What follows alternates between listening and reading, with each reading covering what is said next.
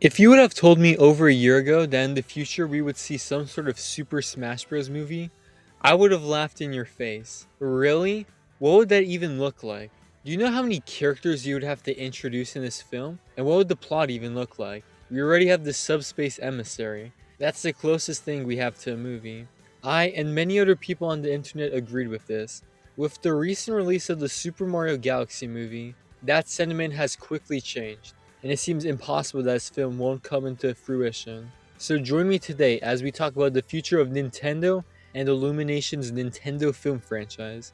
And if it does eventually happen, what would this Super Smash Bros. Movie actually look like? Spoilers for both Mario movies ahead. Excluding the Mii's and Dr. Mario, because that wouldn't make much sense, Super Smash Bros. Features 85 different playable characters if Pyra and Mythra, and if the Pokemon trainers, Pokemon, are counted separately.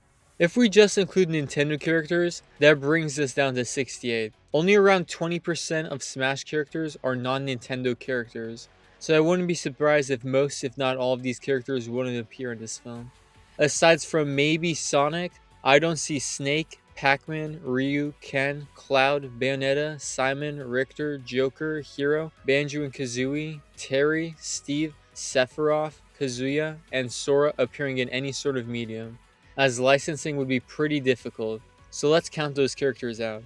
Now let's keep track of characters who have already appeared in both Mario movies. In 2023's Super Mario Bros. Movie, the Smash Bros. Characters that appeared were obviously Mario, Luigi, Peach, Bowser, Donkey Kong, Diddy Kong in a very brief role, and I guess the Piranha Plant, because why not? Very basic when it comes to Nintendo characters, basically just Mario and Donkey Kong characters, and there's honestly just nothing to talk about here.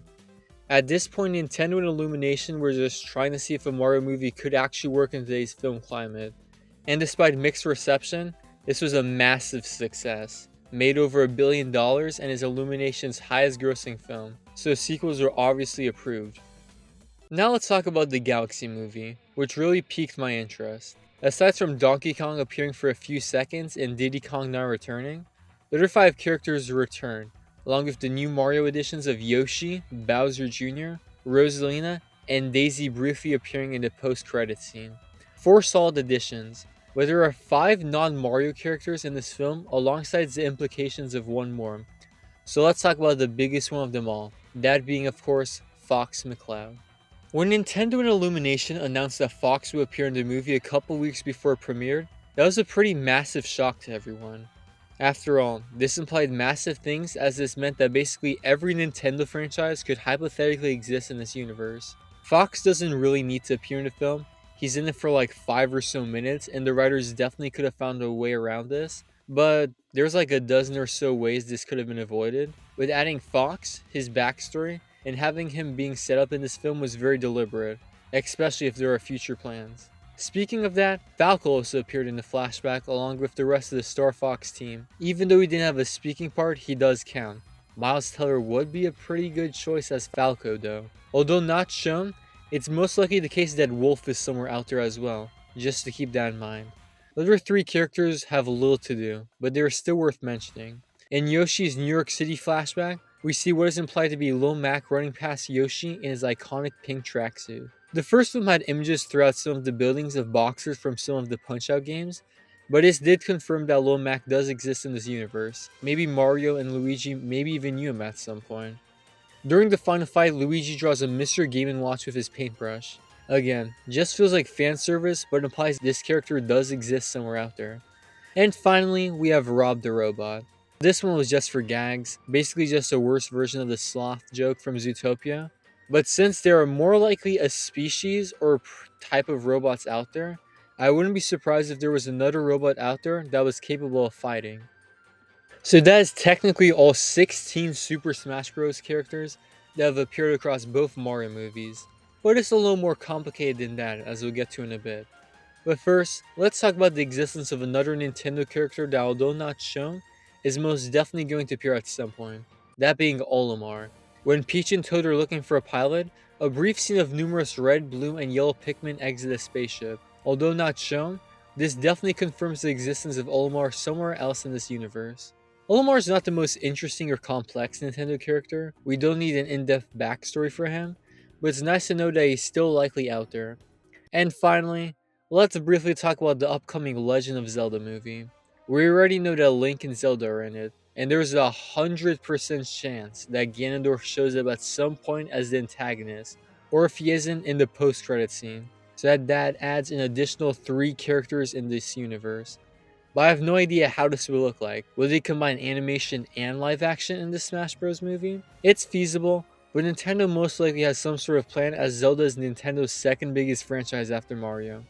Oh, and I don't see the other 3 Zelda Smash characters, those being Toon Link, Young Link, or Sheik, appearing whatsoever, as we know very little about this film other than that it's already wrapped up filming. With that all out of the way, now we have to move on to some speculation. Nintendo has announced that they're working on more frequently releasing more movies, most likely on a yearly basis, and I have a strong feeling we are most likely to get 2 or maybe 3 more movies before the Smash Bros. Movie. There is definitely going to be a third Mario movie. The previous films were immensely successful, and they hinted at it at the end of the Galaxy movie, so let's talk about it. There is only one Mario character from Smash that hasn't appeared in the Mario movies, that being of course Wario. I have a strong feeling he and maybe Waluigi will be the villains of a third film, so they introduce new antagonists there. As there are so few new characters to introduce, and even the cast themselves were open to this idea, the popular choice to voice him being Danny DeVito. Well, let's talk about another Mario character getting his own movie, that being of course Donkey Kong.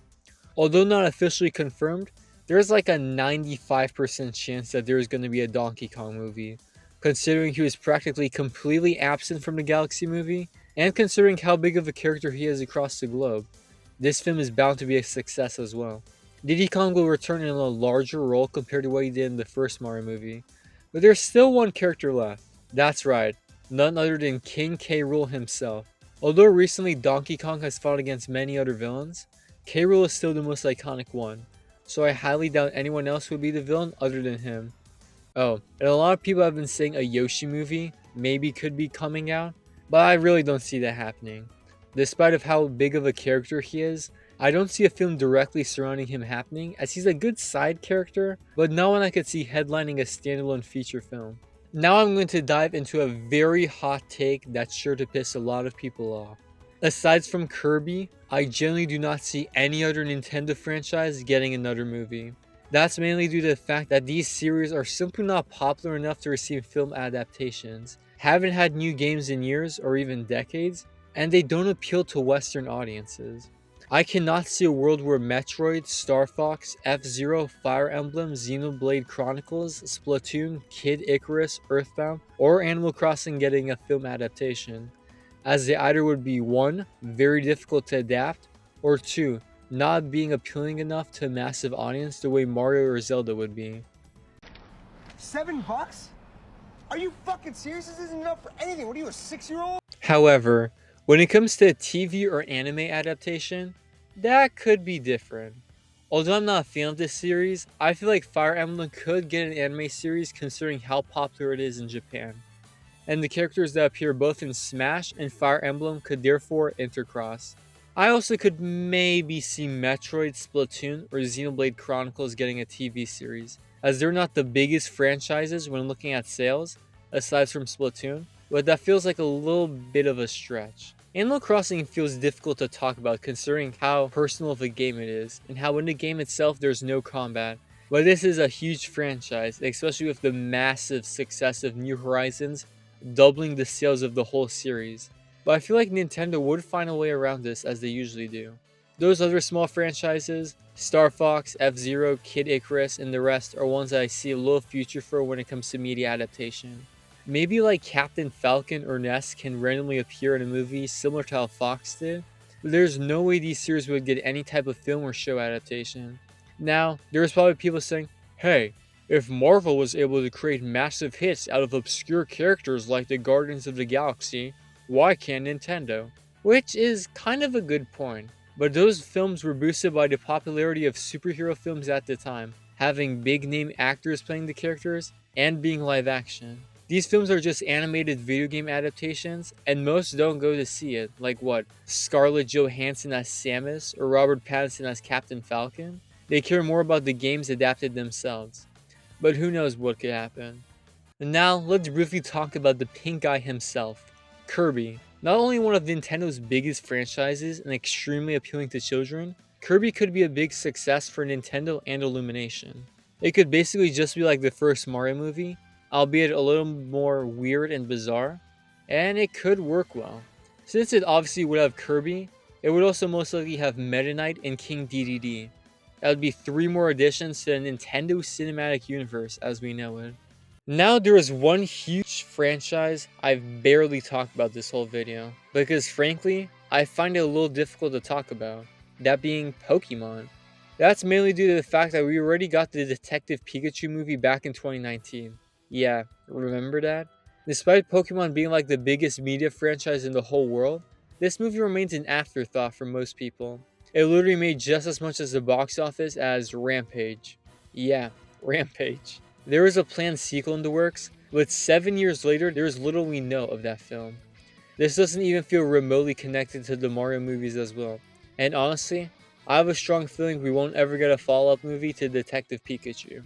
It just feels like it wouldn't fit well into this universe. If the 10 Pokemon from the game and the Pokemon trainer do appear in the Smash movie, that will likely be the first time we see them, and it's hard to make a movie strictly about Pokemon with the help of humans. And the live action part of Detective Pikachu would also complicate things as well. So those are my predictions and thoughts on the future of Nintendo and Illumination's films. It's important to note that to predict Smash Bros is nearly impossible, as we have extremely little to work with as of now. It's like trying to predict the DCU Justice League movie, when the only movie we have of that is Superman. Like, that's nearly impossible to do whatsoever, without some sort of insider info. I feel like before the Smash Bros movie comes out, we'll see the Legend of Zelda movie, a Donkey Kong movie, and maybe a Kirby movie as well, with potentially the 3rd Mario movie as well. Considering how cheap Illumination movies are produced compared to their competitors, and the fact they have no box office flops throughout their entire filmography, I doubt Nintendo will completely stop working with them soon despite poor reviews on many movies. TV shows are possible, but they most likely wouldn't be from Illumination, similar to the Zelda movie, but that is even harder to predict compared to movies. To conclude this video, a Super Smash Bros. Film is definitely coming in the next few years, and we just have to wait and see how that will turn out after future Nintendo films are released and how much they will gross, as that will most likely be the only way they will stop being made. Predicting anything beyond that though, that's impossible to see. We'll just have to wait for those projects to come into fruition. But hey, that's just a theory. A film theory. Or something like that. Thank you for watching this video. If you want to see more in-depth videos like this in the future, be sure to hit that subscribe button and drop a like below as well. If this video does well, I'm sure to continue this series into the future. Leave your thoughts in the comments below about what you would think a Super Smash Bros. Movie will look like, alongside future Nintendo projects as well, if they're ever announced or released. But anyways, that's all I have for you guys this week, and I hope to see you all next time.